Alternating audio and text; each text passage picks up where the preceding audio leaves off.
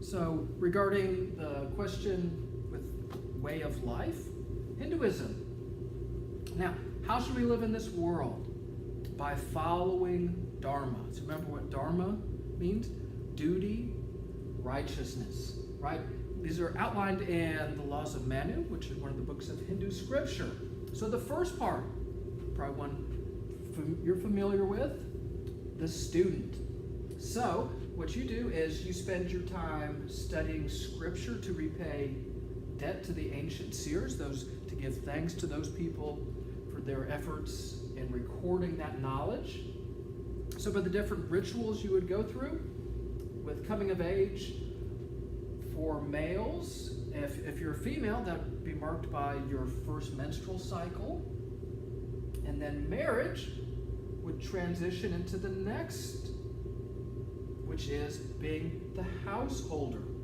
So you spend your time making offerings to the gods to repay your debts there. Also your ancestors by trying to have a son, right?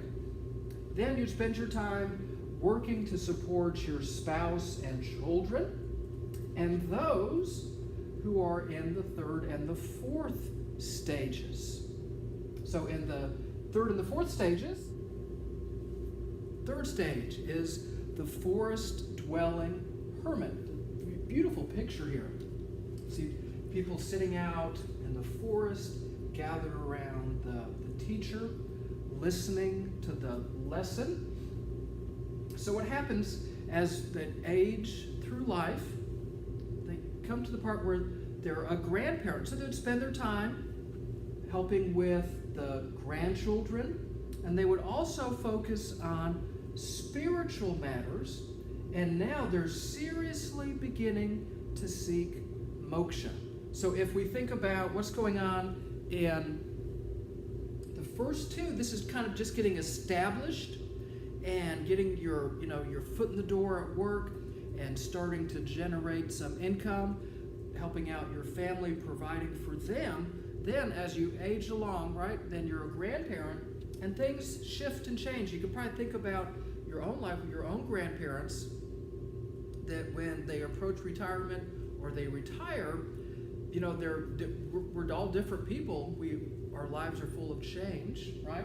So then they start to think about this, about moksha. Now, under the pressures of globalism, we're starting to see some changes to these basic patterns of Hindu life. So, today we're a very urban world compared to the rural life that people lived, thousands of years ago. So this is kind of shifting and changing due to the pressures of globalization. Then the fourth stage is the renouncer. This is the sannyasis. And just in case you're curious, today in India, there's probably about 15 million men and women who fit into this fourth stage of life, the renouncer, the sannyasi. What happens is that when they're alive, this is an idea here that's very different than in America. While they're alive, they give away belongings and property to family.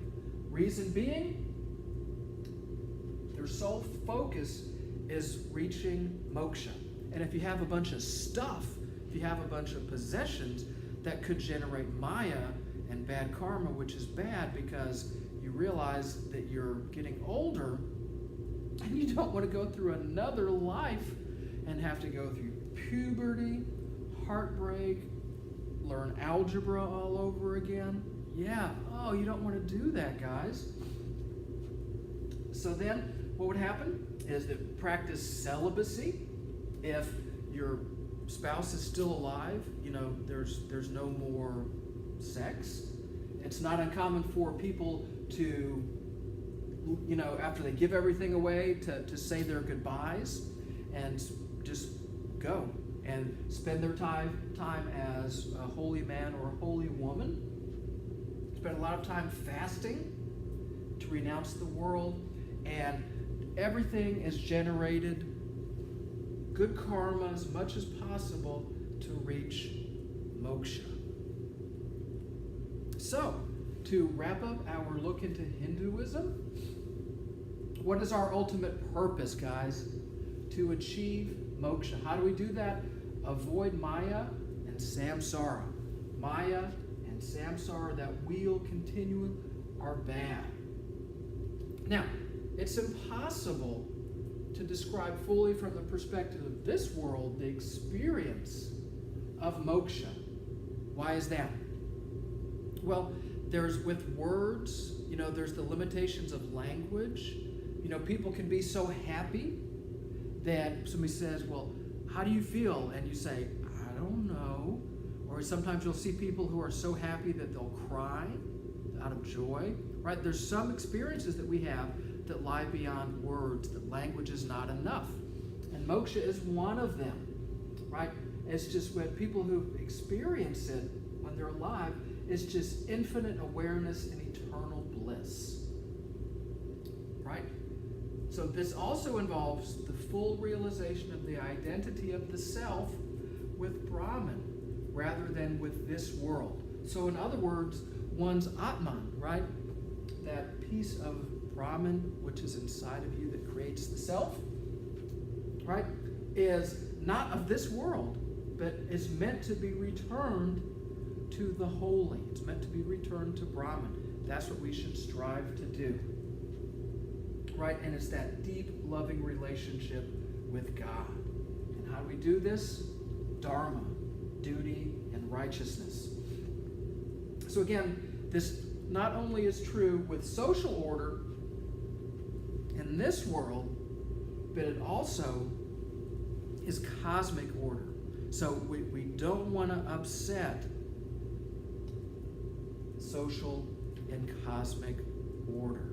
So that concludes our overview of Hinduism. So until we meet again, be well, do good work, and keep in touch.